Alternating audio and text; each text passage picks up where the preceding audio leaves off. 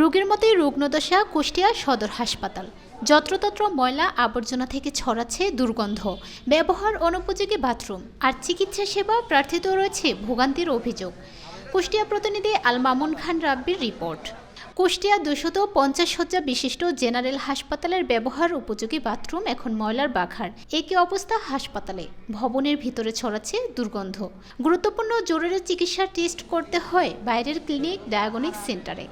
এখানেও রয়েছে ক্লিনিক মালিক ও কতিপয় চিকিৎসকদের সিন্ডিকেট। রোগীর চাপ বেশি থাকায় নোংরা ময়লা মেঝেতেই নিতে হয় চিকিৎসা। হাসপাতালে চিকিৎসক না থাকায়ও রয়েছে অভিযোগ। অবস্থা চিকিৎসার অবগতি নেই, কম চিকিৎসার অবগতি বাড়াইলে পারে সবাই চিকিৎসা সুষ্ঠুভাবে চিকিৎসা নিয়ে বাড়িতে যাইতে পারবে। এখানে অপহেলা এখানে দালাল চক্র আছে। এখানে ডাক্তারদের গিরাজ্জি নেই। লাইন তো আমরা থাকি, কিন্তু ডাক্তারের কাছে আলে আমরা অনেক সময় আমরা পচতে হয়, বুঝেছেন। আমার কাজের মানুষ কাজ করতে হবে, তাও সময় করে আসে আমার সময় করে দেখতেই পাই না। টিকিটে 4-5 ঘন্টা সকাল 8-9টায় পাঠাইছে, 12টার সময় টিকিট কেটে নিয়ে গেছে আমাদের বাসায় এই জায়গায়। আবার আসে মনে করছে এখন ভিড় কমবিনি, তাও আসে বসে রয়েছে। কি আমরা তো একটু দূরত্ব হলে পরে সুবিধা চাই, সেই জন্য এইরকম তা তো পাই না আমরা সেই রকম সুবিধা করতে। ধাক্কা ধাক্কি যদি খালার আমরা 20 টাকা দিই তাহলে আমার ঢুকবি, আর যদি টাকা না দিই আমার লাইনে 2-4-5 ঘন্টা বসে থাকতে হবে। রাত 3টের দিকে কাজে গেছিল, কাজের থেকে আসার পর শরীর হাত পা অবাস হয়ে যাচ্ছে, হাত পা কুকড়া ধরে যাচ্ছে। যাওয়ার পরে শরীর ফুলে রক্ত জমাট হয়ে আসছে, অসুস্থ হইলো, চিকড়াতে লাগলো। সেখন আমি ভ্যানে তুলে হাসপাতাল নিয়ে আসলাম।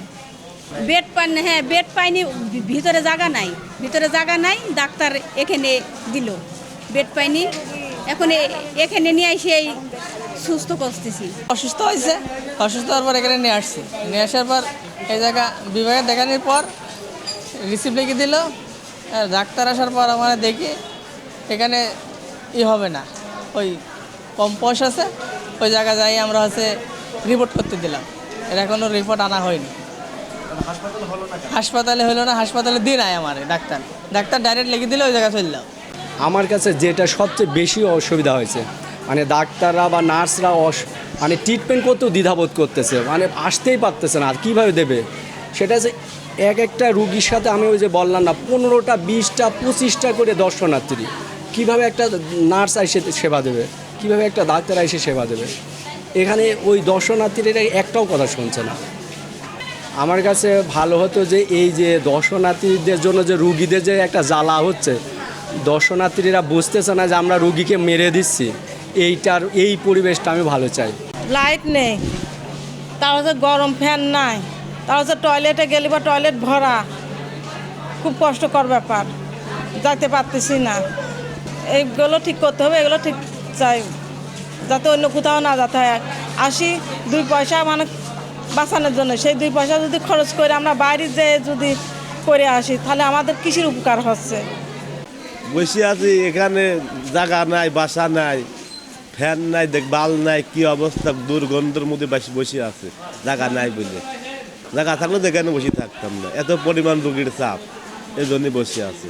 এখন না হলে তো কিছু করার নাই। এখন যেভাবে হয় এখন সেভাবেই করতে হয় বলেন। এখন জায়গা থাকলে তো এই জায়গায় বসে থাকতাম না, জায়গা নাই বলে তো এই জায়গায় বসা দিয়েছে। কুষ্টিয়া 250 শয্যা বিশিষ্ট হসপিটাল, কিন্তু সবসময় এখানে ধারণ ক্ষমতার থেকে 4 গুণ রোগী এখানে সবসময় ভর্তি থাকে। আজকেও রোগী 861 জন। যে পরিমাণ রোগী থাকার কথা তার থেকেও অতিরিক্ত রোগী সবসময় থাকে। আমরা তাদেরকে চিকিৎসা সেবা দিয়ে থাকি। আমাদের এখানে পর্যাপ্ত ওষুধ সাপ্লাই আছে, সেই অনুযায়ী আমরা ওষুধ এখান থেকেই সাপ্লাই দিই। আমাদের এখানে ল্যাবরেটরির ফ্যাসিলিটিস আছে, তাদেরকে আমরা এখানে ল্যাবরেটরি ফ্যাসিলিটিস যে সব পরীক্ষা নিরীক্ষা এখানে করা হয়, সেই অনুযায়ী এখান থেকে তাদেরকে সেবা দেওয়া হয়। আমরা এই যে আমাদের অতিরিক্ত রোগী, এই রোগীর সেবা আমরা দিই, এবং এই সেবা দিতে আমাদের কোনো সমস্যা এখন পর্যন্ত হচ্ছে না। এইটা আমরা তাদেরকে সেবা দিয়ে আসছি। আর ভবিষ্যতে যদি এখানে যে মেডিকেল কলেজ 500 শয্যা বিশিষ্ট যে মেডিকেল কলেজ স্থাপিত হয়েছে, এটা খুব আমরা যতটুকু জানি অতি শীঘ্রই এর কার্যক্রম শুরু হবে। সেই ক্ষেত্রে তখন আমাদের চিকিৎসা সেবা আরও সুন্দরভাবে দেওয়া সম্ভব হবে। এইটা আসলে আমি বলি, কাউকে আমরা কোনো আমাদের যে ডাক্তার সাহেবরা রাউন্ড দেয় বা রোগী থেকে দেখে থাকে, তাদেরকে সবসময় আমরা বলি আমাদের হসপিটালে যে সাপ্লাই ওষুধ আছে সেইটা দিয়ে চিকিৎসা দেওয়ার জন্য, এবং এখানে যে পরীক্ষা নিরীক্ষা করা হয় সেই সুবিধা আছে রোগীদেরকে। সেই এখানকার যে পরীক্ষা নিরীক্ষা হয় সেইগুলো দিয়েই এখানে পরীক্ষা নিরীক্ষা করার জন্য বলা হয়। যদি এরকম এর মধ্যে কেউ যদি বাইরে কোনো রোগীকে পরীক্ষা করতে পাঠায় সুনির্দিষ্ট অভিযোগ পেলে তাদের বিরুদ্ধে আমি ব্যবস্থা নেব।